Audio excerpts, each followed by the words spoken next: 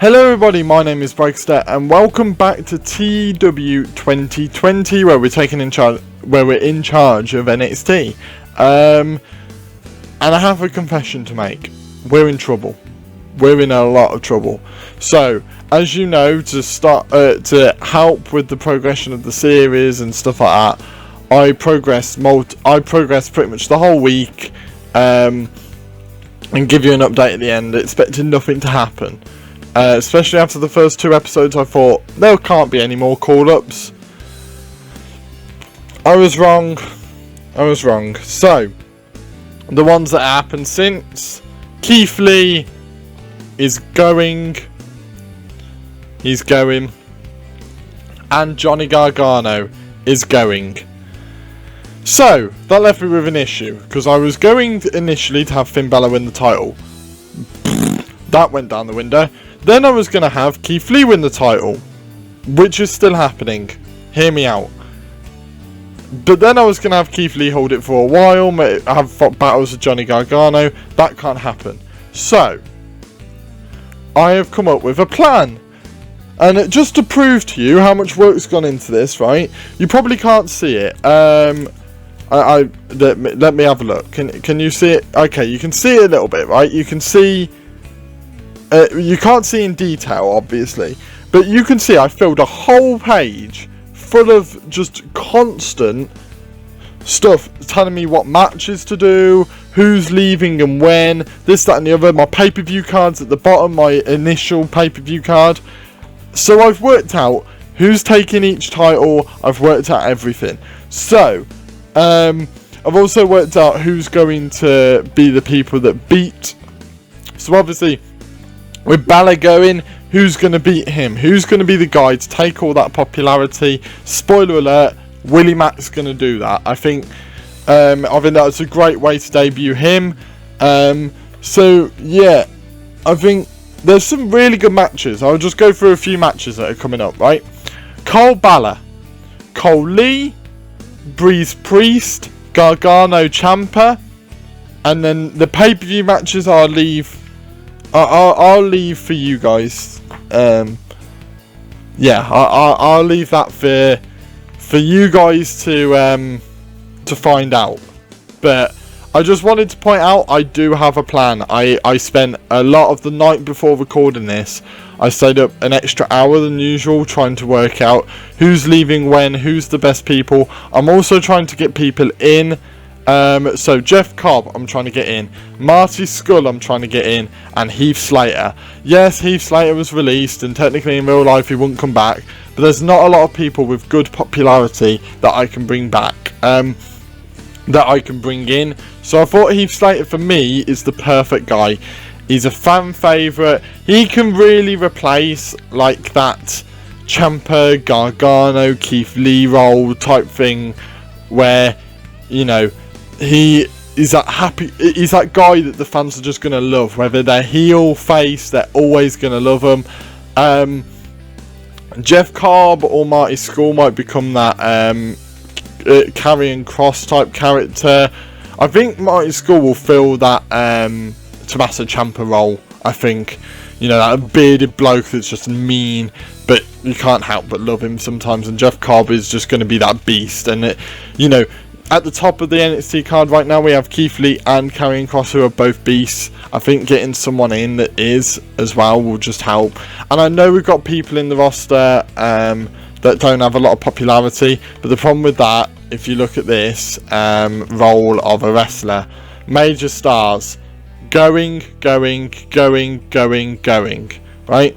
Then I go to just stars in general, who are just in their 40 pops, like top 40s, going. So both of them are going. And then I've got to go into my well-known people, to which I have some leeway there. So these are the people at the top of my card now. So yeah, these are the people at the top of my card now. Obviously I'm keeping Velveteen Dream off TV for a little while. I mean, that loss to Cole, you know, I might end up doing a few backstage things with him where, you know, he's not okay, not 100% okay. He's apparently better as a heel, an amazing heel as well. So that could be a way we go. Rhea Ripley, we want to start turning. So, prepare to turn. Has been set to turn. Yes. Okay. There we go.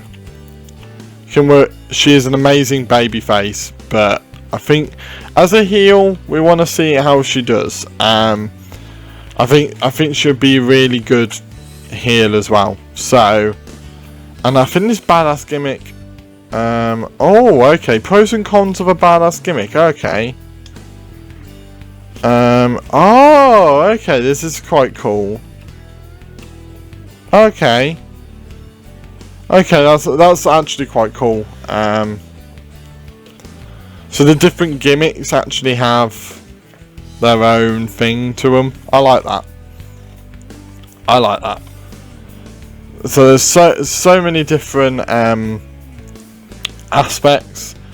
But yeah, I think Roddy Strong we're going to keep off well, we're not going to keep off TV. We're going to have maybe him face him at the pay-per-view. Oh, maybe not. I don't know. Maybe just before.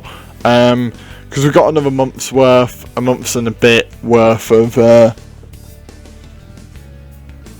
Oh, I'm an idiot. Oh, I'm an idiot. I've mucked up, people. I've mucked up. I forgot about the month of July. Oh, damn it. I'm okay. I'm going to have to reset all my plans. But, yeah.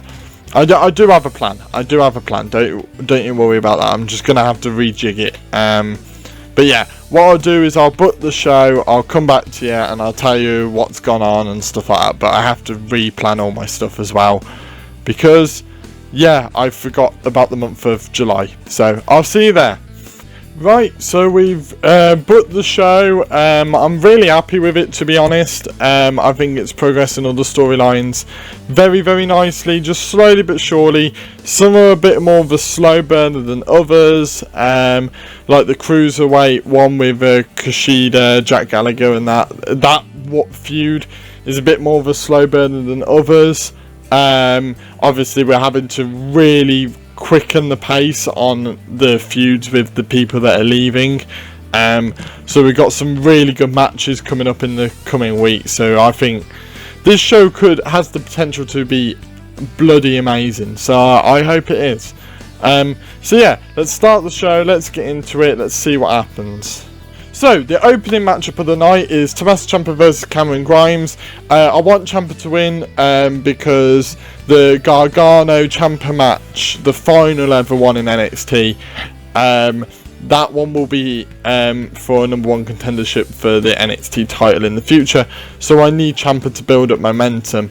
And do you know what? I think it will just boost Cameron Grimes anyway. You know, he lost, but he lasted a while and he had a good match. So yeah, 63 for Ciampa, 41 for Grimes, 58 rating match in total. Not too bad at all. I'm really happy with that actually. Next, okay, they're not good at going off script. Shotzi Blackheart and Tegan Nox are talking about how they need to team together to stop Gonzalez and Kai. So this is probably the biggest slow burner feud I'm gonna have, to which for NXT TakeOver War Games, I want this to last till, and that's the big blow off match, 1 year later basically. So yeah, I don't know what the match will be at the pay-per-view. I don't know whether they will have a match at the pay-per-view actually. We'll find out whether it will be another Dakota Kai Nox match. I don't know. There'll probably be a couple around the corner. So yeah, a few different matchups we can have with these four. So these four are the initial ones that are going to start the War Games match. Then we have a really lovely segment where Breeze comes out talking to Priest, and he's like, Priest is like, I've beat Breeze, I'm now the king of NXT, blah blah. Breeze comes out and just shows the footage of him cheating, and basically he's just like, cheaters never prosper. So yeah, basically then this will turn into some sort of stipulation match to which Priest can't cheat or you know, it's not against the rules to cheat. Ah, lovely match. Bronson Reed actually performing very, very well. He has almost, I think he has like 30 pop max. So for the fact that he got 46 rated is unbelievable. 62 rated match. Cross again, doing great. Oh, I forgot to have it progress the storyline, unfortunately, which is a shame. I don't know why that happened. But Ripley's descent. This is only like a 1 minute segment where Rhea Ripley comes out and it basically apologizes to Martinez. Martinez walks away. So yeah, we've got a couple more months with Martinez to build some sort of storyline here, as well as bring in a couple of other women. So yeah, I think this one can develop into a good storyline. Then we got this match. Okay, Santos Escobar isn't so good without a script.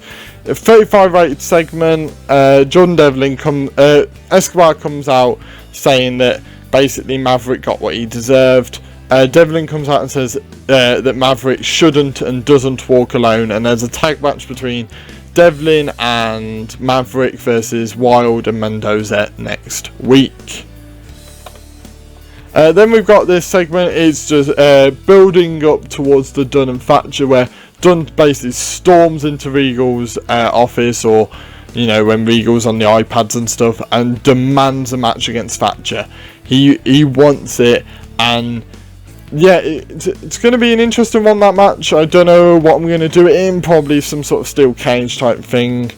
Have some sort of blow off match between them two. Then we've got the Candice LeRae versus Mia Yim match, where I gave Candice LeRae the win. They're very close in terms of performance. I personally prefer Candice LeRae, so I went with that. Candice LeRae will be better off without Johnny Gargano, to which we don't have to worry about that for long, actually. Io Shirai, 54 rated segment, even though she's not good at work and language barrier as well. Just saying, talking about the biggest win of her career. It's showing like cinematic clips in the background of her winning it, and she's talking about what it means for the future of NXT and stuff. So it progresses the storyline, but it's not massive in terms of storyline reasons. The Robert Stone brand segment, this always does badly, but I try and put it on because I really like Robert Stone.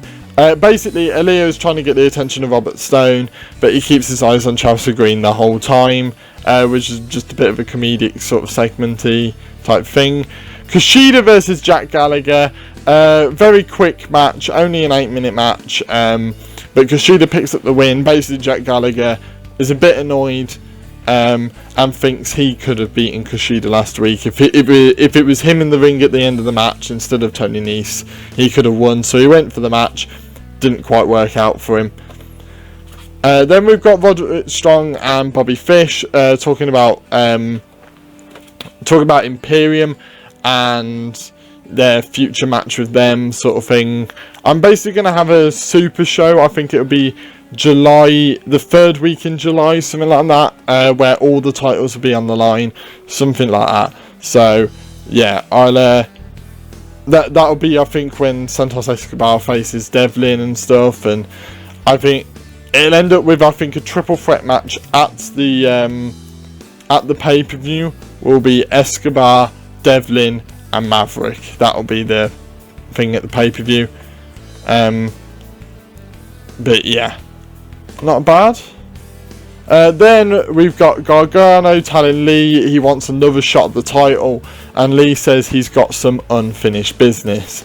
Now, I placed this, in my opinion, in the perfect spot on the card, because anyone with a brain will see what the next match is, which is the main event between Finn Balor and Adam Cole, and be like, oh, that's the unfinished business. So yeah, 67 rated. I'm excited to see what the next one is. A 70 rated. Awesome. Absolutely awesome. Brilliant stuff. Right, so 70 rated. Adam Cole versus Finn Balor. I really wanted to do it. I wanted to give him a good 30 minutes, something like that. for them just to go out and absolutely boss it, and that's what they did. Defense number 4 of the title. What a way to end the show, setting up ready for next week. So overall, it was a 63 rated show, our best show yet. It's increased our popularity in 56 regions. That's our best show.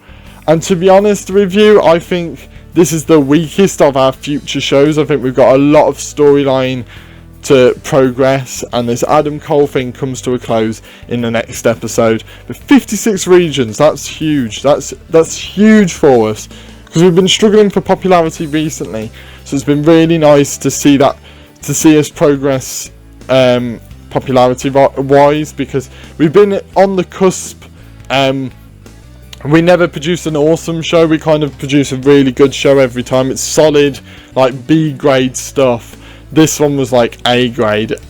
Absolute awesome show. I was so happy with it, and I think these call-ups could be a blessing in disguise in getting our to getting some popularity up for not only ourselves but the show itself, but for the people in it. They had a 68 rated show. Did we have the same rated, or were we slightly worse? Any highlights here? Women's title match, and that's about it. And then the Jericho Pentagon Jr. cage match. Dark aired and it was okay. So yeah, we had a 63, they had a 68. So they had a 0.81 rating. What did we have? A 1.15. Good rating. Viewers have said the show was awesome. There's no news there, so what's the news down here? Shawn Michaels is being called up. That's fine. That's absolutely fine. Out of all the call-ups to happen, Shawn Michaels being called up for whatever reason, being a road agent, that's fine. That's just gonna happen, isn't it? But yeah, I don't mind that. I might just use him on a couple of the shows. I might have a couple of people beat him up, maybe. I might just do that just to really increase someone's stock in NXT. So yeah, not bad at all. We're working. Well, apparently people are drilling now. So sorry if you can hear that, but yeah, we really are working hard, and we're getting there slowly but surely. We are getting there.